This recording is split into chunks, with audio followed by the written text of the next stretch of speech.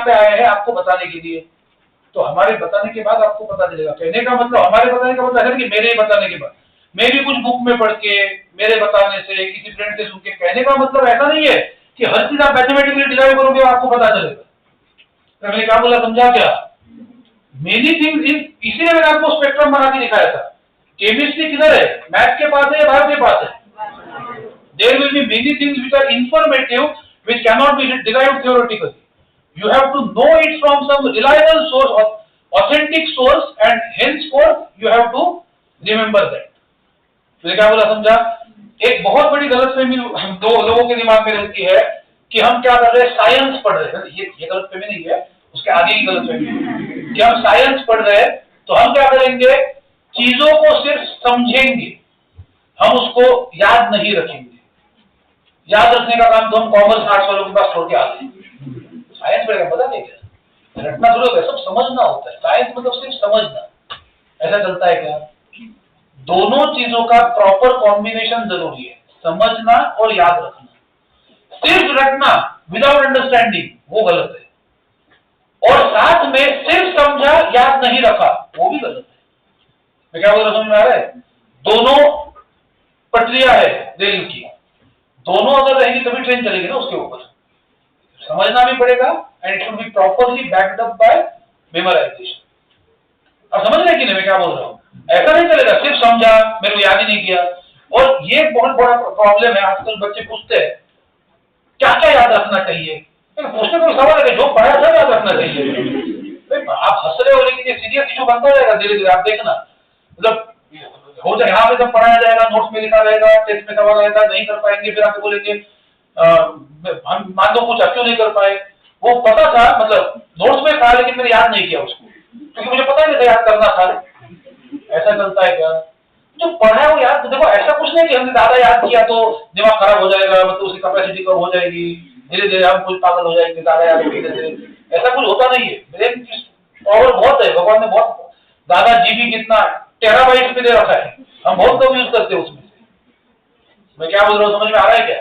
तो इसलिए ऐसा कुछ डिस्क्रिमिनेशन मत करो, ये याद रखो या वो याद रखो, बिंदास याद करो ना। क्या अभी आपका आपकी तो उम्र याद रखने की, 60 साल में जाके याद करोगे क्या फिर चीजों को? मैं क्या बोल रहा हूँ, समझ में आ रहा है आपको या तो ऐसे हंस रहे बस? हाँ, तो कहने का मतलब क्या है, जब भी ऐसी कोई इन्फॉर्मेशन पता चलती है ट्राई टू रिमेंबर दैट। जब क्वेश्चन हो गया ना, ये करूँ या वो करूँ, ये उसे भी जल्दी निकल जाएगी। बेटर क्या है, ठीक है नई चीज पता चल गई ना कि भाई हाँ CO2 में ऐसा होता है कि भाई C2O4 को CO2 में कर दिया, लेकिन यहाँ पे नहीं होता है, आज से याद रखा तो और क्या नहीं।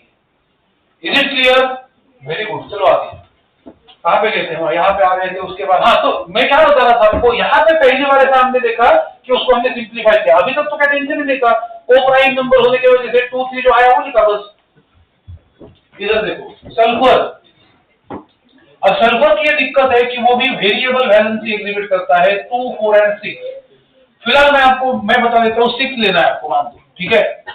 4 क्यों नहीं दे सकते हो, लेकिन मैंने अभी बोला ठीक है।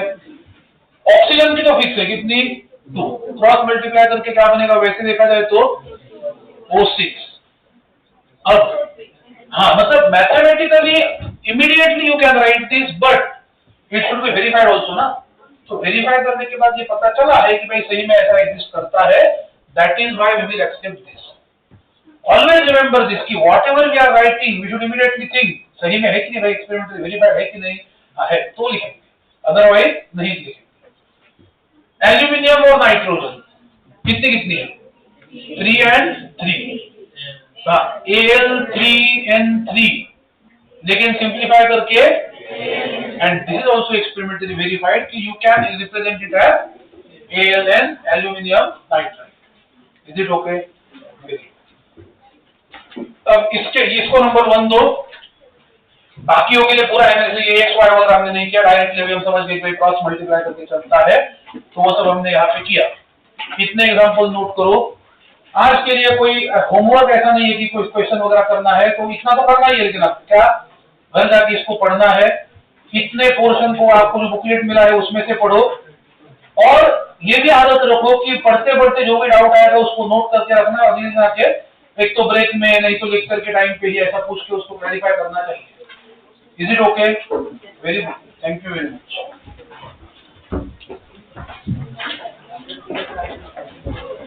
तो कलेक्टर से तैयारी करके आना, 2.25 घंटे नहीं 2.5 घंटे के लिए जलना है मुझे, वो लिखता